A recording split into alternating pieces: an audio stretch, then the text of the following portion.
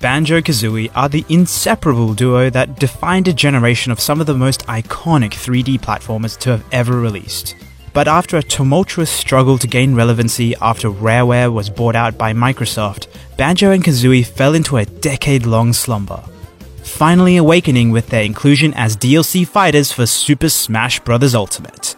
Here's everything you need to know to master Banjo and Kazooie. 3, 2, 1, go! Banjo and Kazooie feel right at home in Smash Ultimate with a well-rounded moveset that allows for a lot of creativity, although Kazooie clearly is the one carrying Banjo here.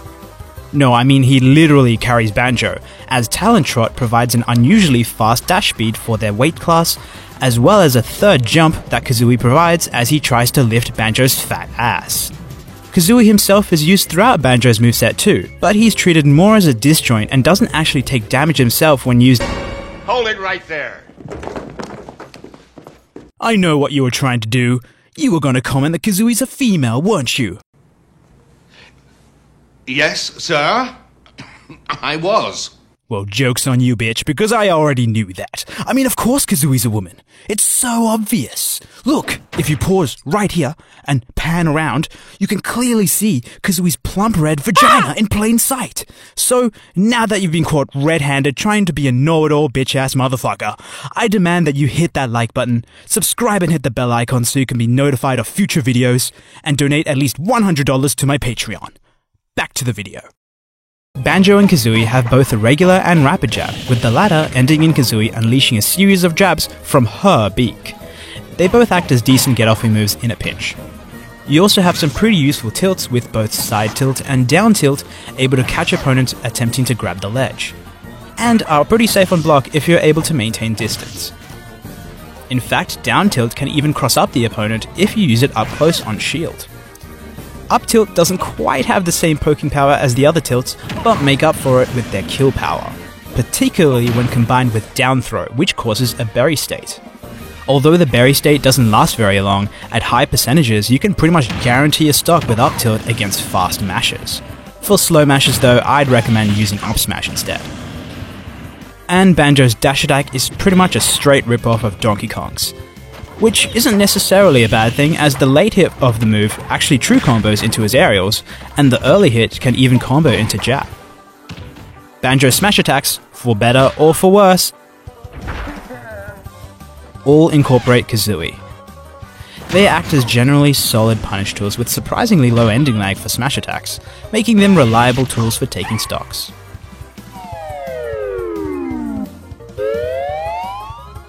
Banjo's aerials also incorporate Kazooie except for forward air, which has Banjo perform a Mario-esque style punch in the air.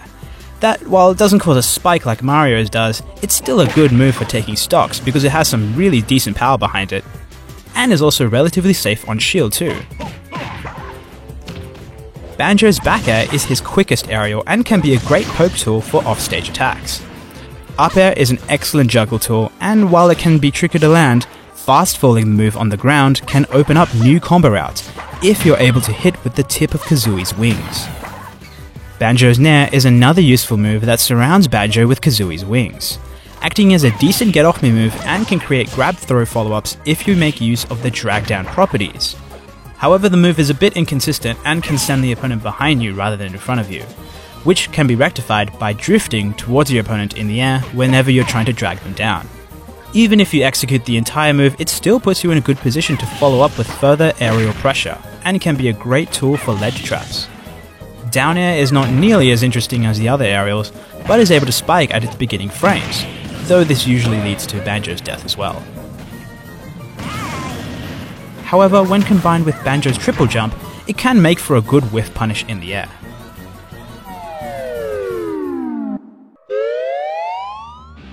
Banjo's neutral special comes in two forms: egg firing, which has Banjo pull Kazooie from his backpack and fire eggs one at a time from her beak. The angle at which the eggs come out can be pretty advantageous for interrupting recoveries, as well as provide some cover for your other specials. However, if you continue to hold the B button, the move transforms into Breegal Blaster, where Kazooie begins shooting eggs in rapid succession, with each egg becoming weaker over time. In this state, you're able to move as if you're holding a Super Scope item, so you can turn around on the spot, jump with it, or even cancel with shield or another special attack.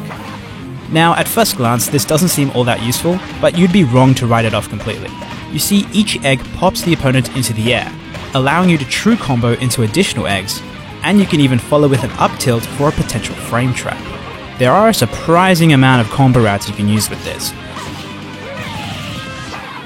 Complementing the move nicely is Banjo's down special rear egg, a move that is sure to make Snake jealous as fuck, because it doesn't involve cooking or remote detonation like other bomb-like attacks, and can be executed almost instantaneously, especially if you B-reverse away from your enemy.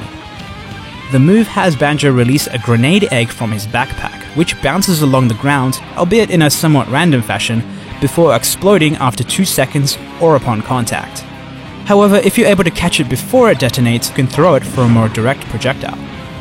The uses for this move really are endless, and is what makes Banjo's moveset so creatively open. You can use it defensively by shielding on purpose while holding it in your hand, so your foes can eat the explosion if they're too close. Throw it before grabbing your opponent so they get hit with the explosion mid-throw. Cover your fall with this unique trajectory. Edgeguard at the ledge by executing it so that it falls in the path of your opponent's recovery. It can even true combo into most of his aerials if you hit directly with it. And to pour more salt into Snake's already gaping wound, you can even use it to infinitely extend your recovery by Z-catching it in the air. Speaking of which, Banjo's recovery game is amazing. With the chargeable up special Shock Spring Jump providing vertical lift, Wonder Wing providing horizontal distance, your 3 jumps, 4 if you count the air dodge, and a grenade egg if you want to do it all over again. You should have no trouble recovering with Banjo and Kazooie. And we finally get to the star of the show, Wonder Wing, a fully invincible side special with monstrous kill power and the distance to boot. Able to catch recoveries and mistext with deadly force. To make optimal use of this move, you want to aim to hit with the first couple frames, as it loses its power significantly toward its later frames. But for its immense kill power, there are a lot of drawbacks to this. You only have 5 uses per stock, meaning you need to be careful not to waste it, as you lose a good chunk of your recovery game without it. And while it completely ignores counters like Donald Trump ignores his own people, it can be fairly easily punished with a shield or a grab. However, this is where Rear Egg comes in, because if you toss one out before using Wonder Wing, even if you whiff the move, you'll still be protected by the explosion from the grenade egg. It's fair to say that this should really be saved only for punishing whiffed attacks, recovery, or resetting neutral in general. And we'll put an end to this song and dance with Banjo's final smash, the mighty Ginginator.